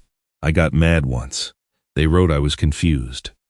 Vesper moved closer and Silas stared at the white toe on her front paw. "I know that dog," he said. His hand lifted but did not touch. "Nurse Marin brought her when my breathing went bad. Dog would sit by the chair till I used the inhaler." May's eyes met Nolan's over Silas's shoulder. Not proof of everything, but proof that the cards were not fantasy. Orville Crane was near the laundry room, folding towels that had already been folded. He was broad through the chest despite his age, with clipped white hair and an old miner's tattoo fading on one forearm. A hearing aid sat crooked in his right ear. When Nolan called his name from behind, Orville did not respond. Vesper's nails clicked on the floor. Orville turned immediately. His face changed with such open recognition that Nolan felt the air shift. "Well," Orville said too loudly. "She finally sent somebody." No one corrected him. Not at first. Orville bent with difficulty and patted his thigh. Vesper went to him, leaned against his leg, and let the old man rest a shaking hand on her shoulder. His eyes filled, but his voice remained steady. "Marin used to knock low," he said, 3 times. "Knew I couldn't hear the high knock. Dog knew too." Nolan thought of the porch on Lenora's house. 3 taps, not magic, memory. A young woman entered through the rear service door, just as Dr. Lowell began photographing the medication cabinet behind the front counter. She wore a gray coat over light blue scrubs and carried a canvas grocery bag clutched tight to her chest. The orange hair tie around her wrist had left a red mark in her skin. Hannah Bell stopped when she saw Nolan. Then she looked at May. "I copied what I could," she said. Carla Mintz stepped from the office. "Hannah, stop." Hannah flinched but did not step back. May moved between them. "Do you want to speak with me voluntarily?" "Yes." "Do you have documents?" Hannah nodded and opened the bag. Inside were printed visit logs, intake forms, medication sheets, and transfer summaries. Some were folded badly, others wrinkled, as if copied in haste. Hannah's hands shook as she laid them on the counter. "I didn't bring them sooner because I needed my job," she said, staring at the papers instead of anyone's face. "And because every time something looked wrong, someone explained it until I felt stupid for noticing." No one in the lobby spoke. The sentence seemed to touch every ordinary object around them. The labeled phone envelopes, the whiteboard, the clean curtains, the cups of juice on trays. It made the place look different without moving a single thing. Hannah swallowed. "Then I saw Marin Whitlock's signature on a transfer form dated 6 weeks after her funeral." Nolan felt Vesper shift beside him. May's voice was gentle but exact. "Who told you to process it?" "No one directly. That's how it works." Hannah looked toward the office. Forms show up already attached. Staff follow the file. If somebody asks, the answer is always in another department. Dr. Lowell pulled on gloves. "These will need to be logged." May nodded. "We'll document the voluntary handoff." Carla spoke sharply. "Those are company records." Caroline's voice came through May's phone, which was still open on the inspection channel. "And now they are potential evidence in a welfare investigation. Do not interfere." Carla closed her mouth. May and Dr. Lowell reviewed enough of the papers to understand the outline. Residents labeled difficult had transfer recommendations attached to their files. Refusal to sign forms became refusal to cooperate. Request for family contact became agitation. Medication questions became confusion. Each step was small enough to defend. Together, they formed a hallway with no visible locked door and no easy way back out. Then May found the metadata printouts Hannah had copied from the internal system. Several transfer files had been created or modified under an administrator account assigned to Elise Voss. "Elise," Nolan said. May glanced at him. "You know the name?" "Graham Voss's sister." "Northstar Administration," Hannah nodded. "Her account approved most of the old templates, but it wasn't always her at the keyboard." "How do you know?" "Because I saw Mr. Ansel use that login from the billing office, once from the conference room. And once Graham told me to leave a terminal open because he was finishing Elise's batch." May looked down at the papers again. The answer did not clear Elise. It made the circle wider. By the time the inspection team finished the first pass, Briar Ridge no longer felt quiet. It felt organized. Residents were being interviewed. Phones were photographed, then returned when possible. Medication packets were sealed for review. Dr. Lowell issued an immediate restriction: no further medication assistance, no transfer of residence, no holding phones, no limiting exits except for emergency safety under direct supervision. A full closure order would require additional steps, but the building's soft voice had been broken. Lenora was placed on a transport list back to Bellweather Regional, this time under Iris's direct verification and APS oversight. Silas sat beside the window clutching his grocery bag, while May arranged contact with his daughter through an independent number. Orville refused to leave until Vesper walked with him to the door. Nolan stood in the lobby and looked again at the whiteboard. Phone access after lunch. Outdoor time by approval. Exit requests, note mood. The handwriting was neat. The lines were straight. There were no bloodstains, no screams, no villain standing in the center of the room admitting what he had done. That was what made Nolan cold.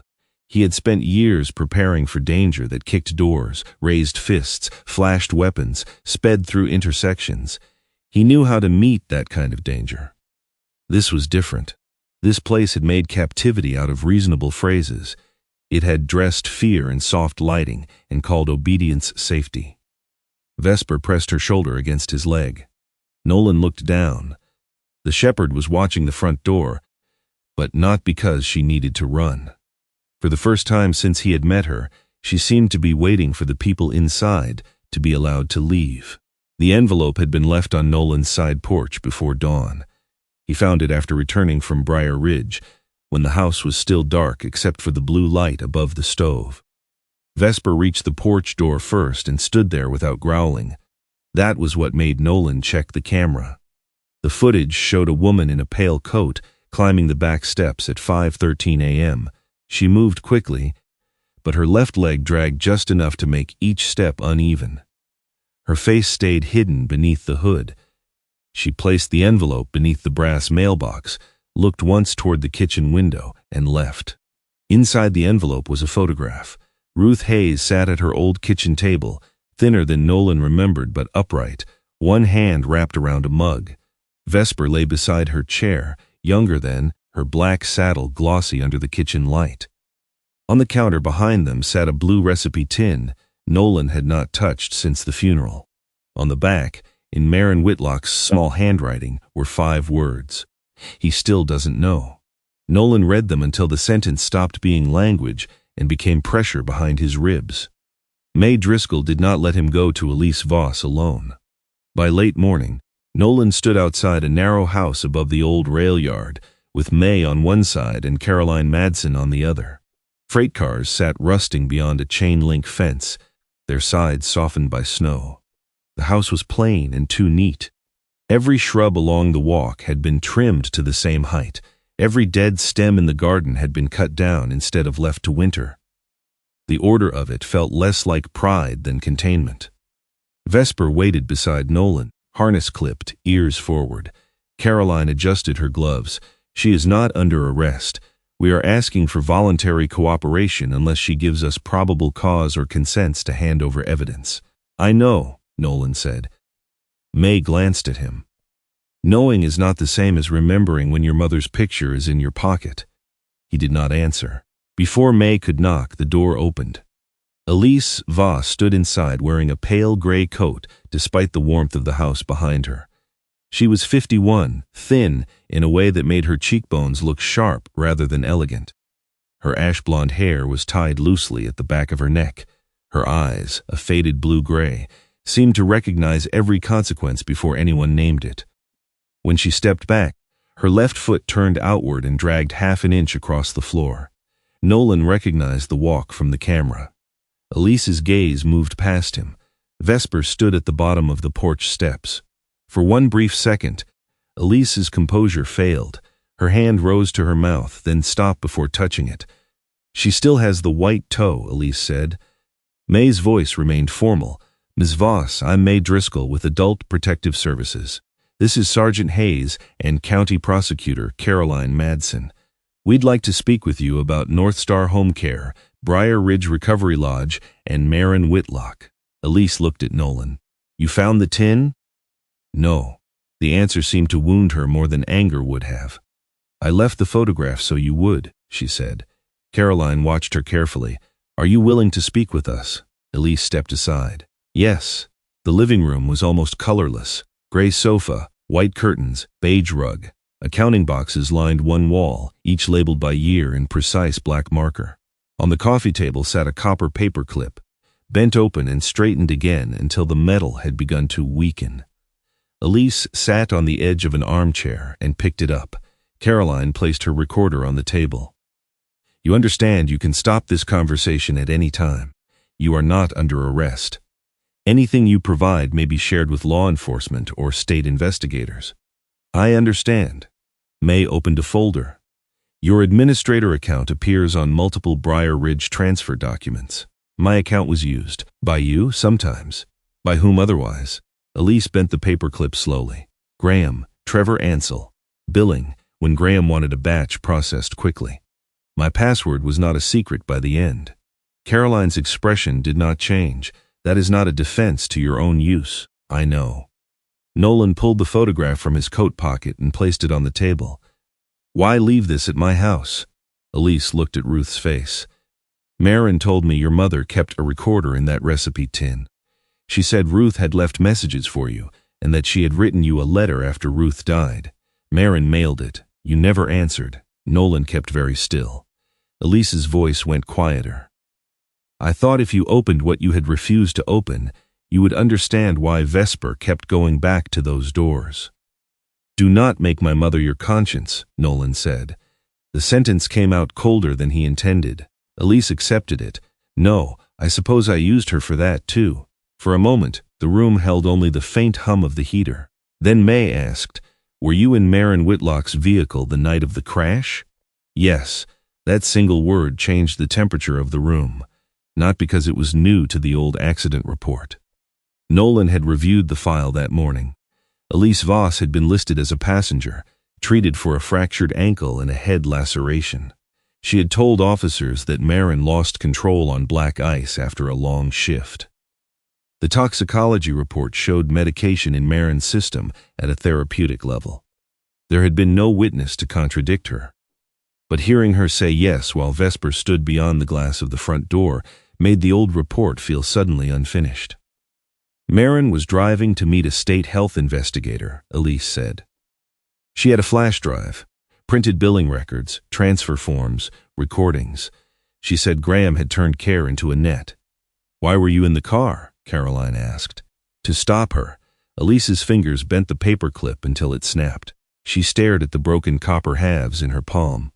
I told her people would lose service, that if North Star collapsed, patients in the hollows would go weeks without wound care, insulin checks, bathing help. I told her my brother had built the company because our father had been left in the same clothes for 2 days by a cheaper agency. I told her the state would punish everyone. And she believed you?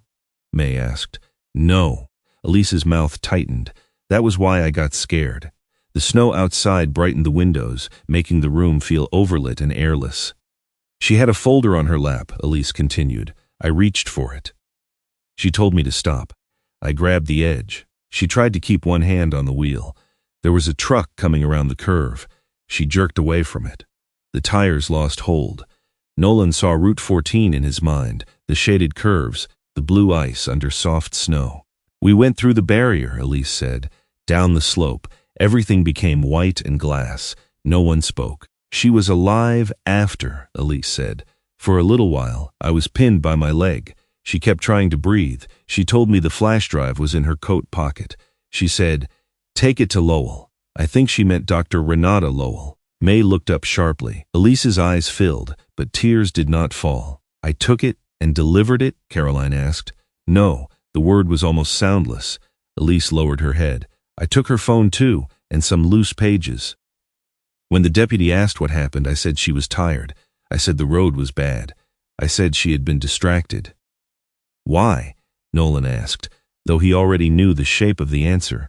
Because Graham would go to prison. Because North Star would lose its license. Because I had spent years telling myself that if the numbers were ugly enough, ugly decisions became mercy. She looked at him then, and because once I had lied in the first sentence, every sentence after had to protect it. The house was silent. Vesper scratched once at the door. Not frantic, not dramatic, just one soft scrape of claw against wood. Elise looked toward the sound as if it had called her by name. "You may let her in," Caroline said to Nolan. Nolan opened the door. Vesper entered slowly, snow melting on her coat. She crossed the room and stopped in front of Elise. The woman did not reach for her at first. Then she extended one trembling hand. Vesper sniffed her fingers. For several seconds, the dog remained standing. Then Vesper lay down between Elise and the doorway. Elise's face broke. "She waited outside the hospital that night," Elise whispered. "Cody sat with her until they told him Marin was gone. He was 17. I stood 10 feet away and let him believe ICE had taken his mother cleanly." Caroline did not comfort her. "Where is the flash drive now?" Elise rose with effort. Her damaged leg made the walk down the hall slow and uneven. When she returned, she carried a small sewing box painted with blue flowers. From beneath a nest of thread spools and folded cloth, she removed a black USB drive wrapped in tissue. Caroline put on gloves before accepting it. "Has anyone accessed or altered this?" "No. Graham searched my office after the crash. He never found it. I kept meaning to give it to someone." Elise looked at May. Meaning to became another kind of hiding. The drive was sealed in an evidence bag and logged before anyone reviewed it. Caroline arranged for a forensic copy through the county system, not a laptop on Elise's coffee table. Nolan stood by the window while the process began elsewhere, his mother's photographs still face up on the table. Hours passed before the first inventory came back. The drive contained billing emails, transfer lists, audio files, screenshots of administrator logs, and Marin's own recordings. Cody heard one of them that evening in May's office. Miles sat beside him, his work jacket smelling faintly of gasoline and cold metal. Nolan stood near the wall with Vesper at his feet. He had asked May whether he should leave. Cody had said, "Stay if you're going to stop pretending you're outside this." So Nolan stayed. Marin's voice filled the room from May's computer speakers. "The first thing I falsified was for Lenora Pike," she said. Her voice was tired, steady, unbearably alive. Her insulin authorization had been suspended over a renewal error. "I entered a visit that did not happen because I was afraid she would go without medication before the paperwork caught up." Cody's hands tightened in his lap. "I told myself one form was not the same as theft. One false visit was not the same as harm. Then Graham found it. He said I understood what the system required. He said if I refused to help with other adjustments, the first report would cost me my license and Lenora her services." The recording continued. Marin admitted signing forms she had not fully read. She admitted allowing transfer language to pass through because she believed Graham when he said the patients would receive better oversight. She admitted becoming afraid of the truth she had helped make useful. Then, her voice changed. "I went looking for Silas Bellamy and could not find a Kentucky transfer. I went looking for Orville Crane and found a lodge with no medication license. If these files reach the state, do not let them make me clean to make themselves dirty. I started wrong. They built on it. Both things are true." When the recording ended, Cody did not move. Miles wiped his face once with the heel of his hand. Cody stared at the blank screen. "She did lie," May answered carefully. "Yes, and she tried to stop." "Yes." He gave a small broken laugh. "People always say the truth sets you free. They never say from what." Nolan looked down at Vesper. The shepherd had shifted closer to Cody during the recording, not touching him, but near enough that if he reached down, he would find her. Before anyone could answer, a man in a dark overcoat appeared at the office doorway. He carried a leather folder and introduced himself as counsel for North Star. Caroline, who had been waiting near reception, intercepted him before he entered fully. "You do not speak to a represented witness in this office without permission," she said.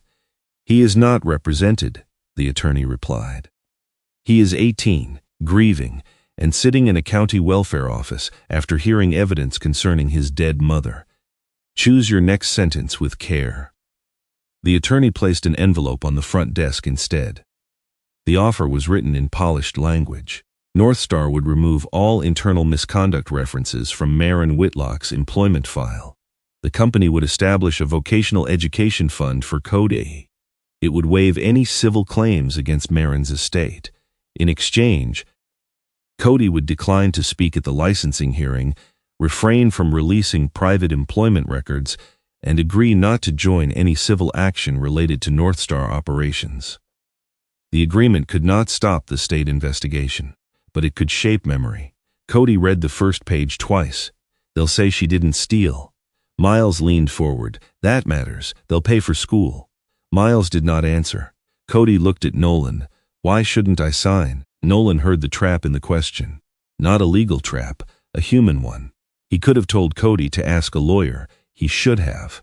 Caroline did say that, clearly and immediately. But Cody kept looking at him after the legal answer had been given. So Nolan gave him the only answer that belonged to him. After my mother died, he said, Maren mailed me a package. I saw her name on the return address and put it away. I told myself I'd open it when I was ready. 3 years went by. Cody's expression changed slightly. I wanted the version where nobody called me, Nolan said, where I would have gone if I had known. Some of that was true. Not all of it. There were calls I let go to voicemail because I didn't know what to say if she sounded weak. There were evenings I could have driven over and didn't because I couldn't fix what was happening. He looked at the envelope in Cody's hand.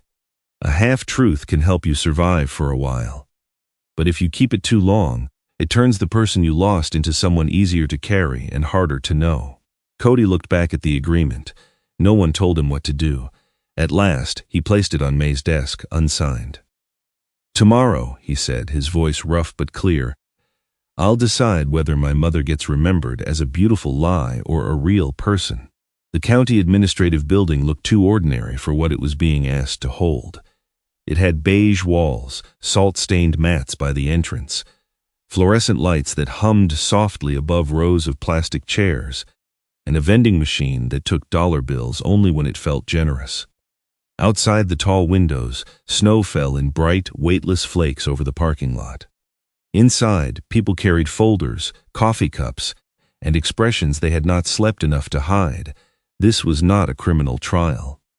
Caroline Madsen had said that twice before they entered. It was a licensing hearing.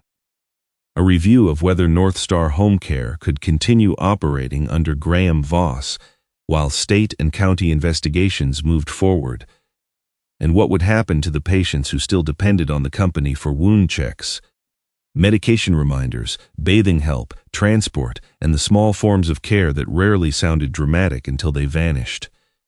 Nolan sat near the back in uniform, not at the state table.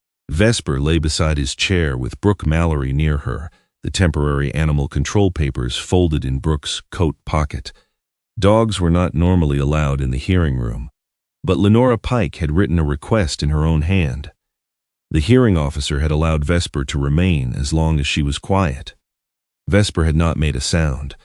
At the front of the room, Graham Voss sat between two attorneys. Nolan had seen photographs of him, but the man himself looked less sinister than expected. He was 55, lean, silver at the temples, wearing a charcoal suit that fit well without seeming vain. His face carried the careful sadness of a man who knew the value of appearing burdened. A silver ring sat on the smallest finger of his right hand, and every few minutes his thumb turned at once. Dale Trevor Ansell sat behind him. No navy overcoat now, only a pale shirt and the strained posture of a man beginning to understand that polished manners did not erase paper trails. Elise Voss sat on the opposite side of the room. She had come alone.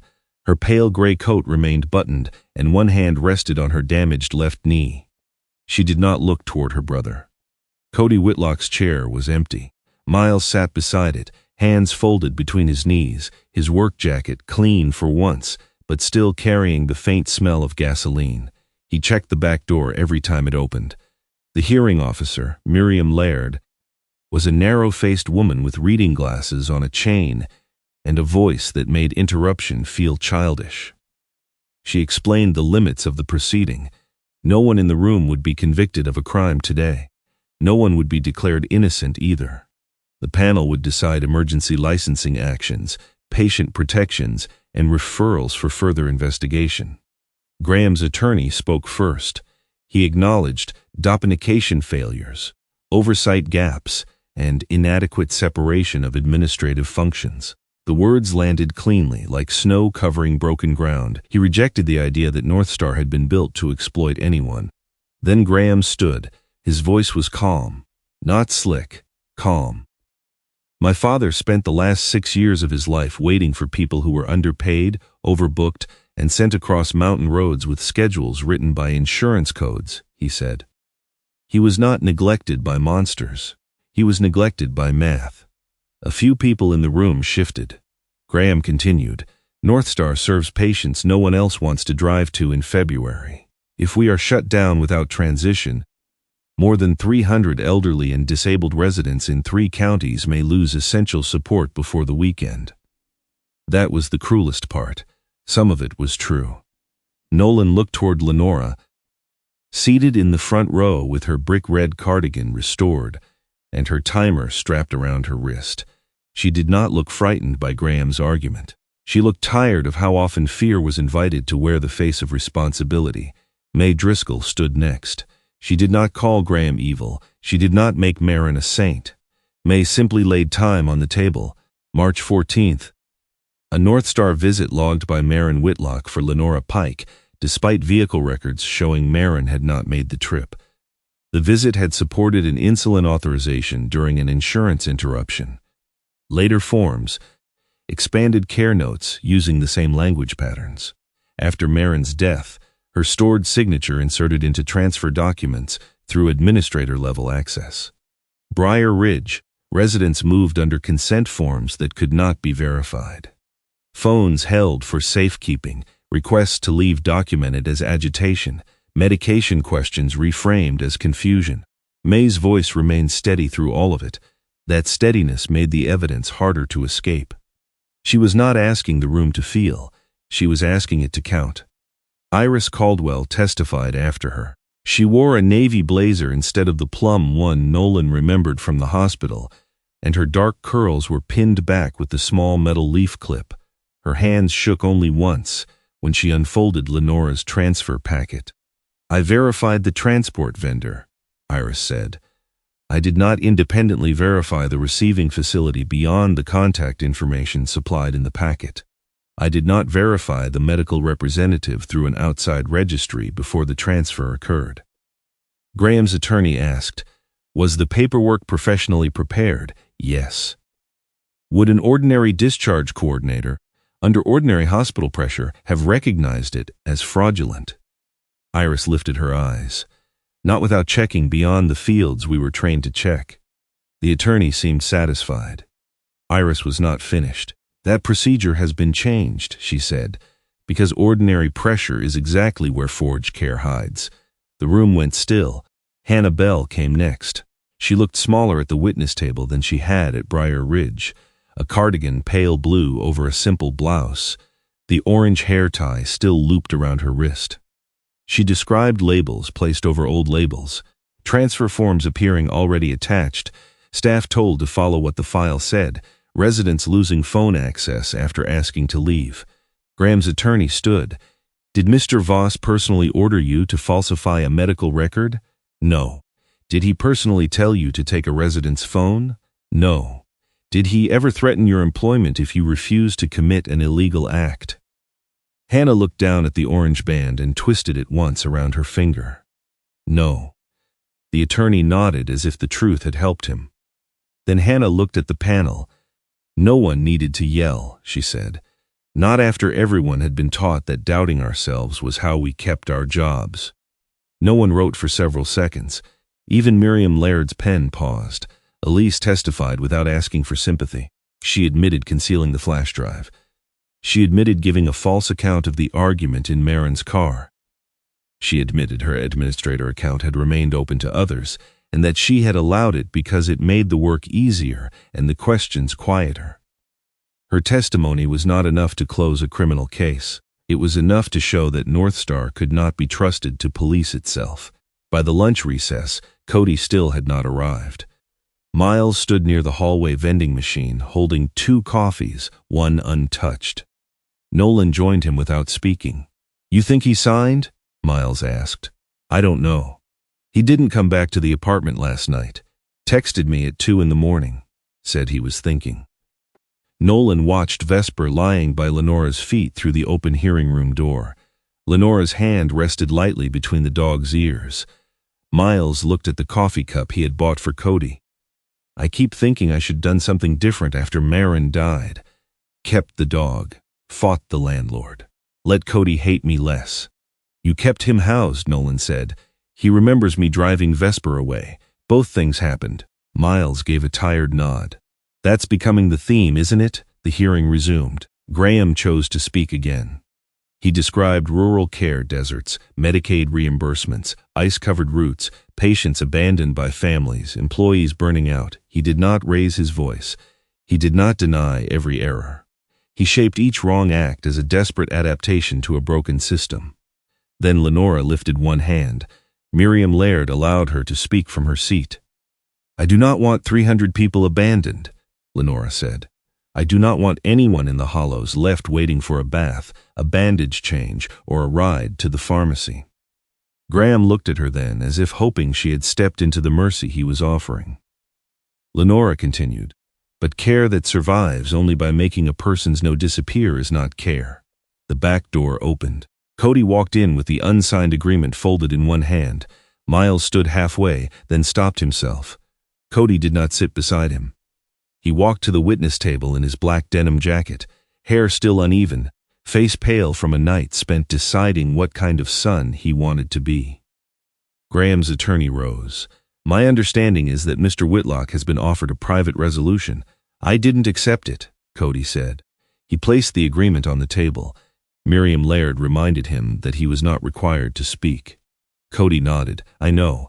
His hands trembled. His voice did not. "My mother made the first false entry," he said. "She recorded a visit that didn't happen so Lenora Pike could keep getting insulin after an insurance mistake. She told herself it was one form, one emergency, one person. No one moved. Then Graham Voss found out. She got scared. She signed things she should have read.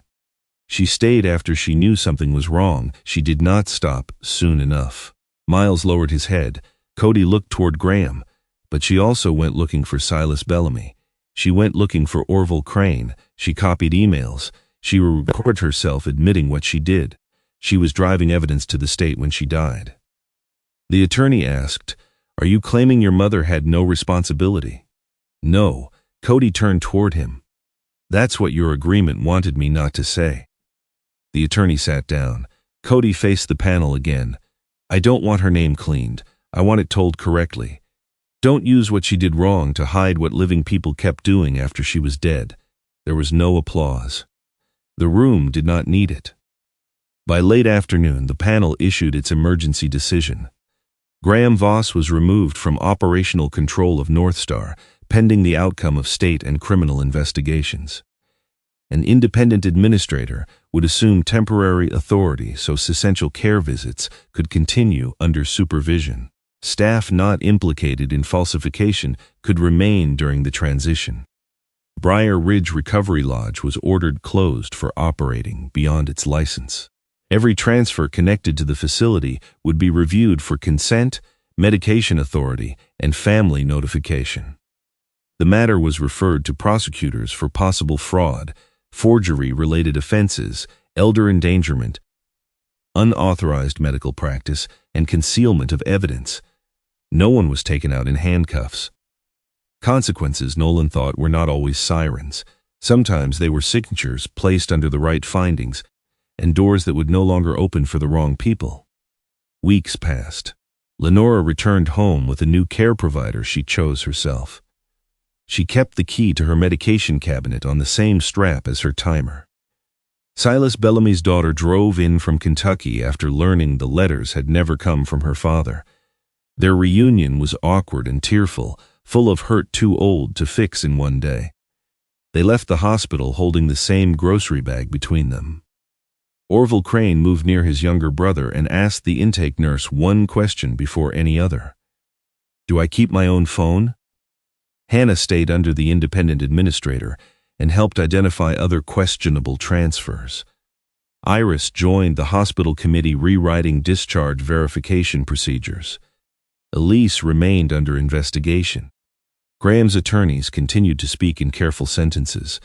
The criminal process moved slowly, as it was supposed to. One evening, Nolan went to his mother's house. The snow outside had begun to soften at the edges, but winter had not released Bellweather yet. The old kitchen smelled faintly of dust and cold wood.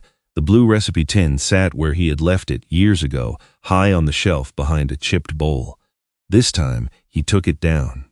Inside were recipe cards in Ruth's handwriting and, beneath them, a small digital recorder wrapped in a dish towel. Nolan sat at the table. Vesper lay near the doorway. He pressed play. Ruth's voice came through thin and grainy, but unmistakable. "Nolan, if you are hearing this, then I suppose Marin was stubborn enough to send it and you were stubborn enough to take your time." He laughed once, and the sound broke almost immediately. His mother breathed on the recording. "I know you would come if I asked. That is why I did not ask the way everyone thinks I should have. You turn love into orders when you are afraid. You would have come with lists, doctors, questions, plans. I did not need my son to make my dying efficient."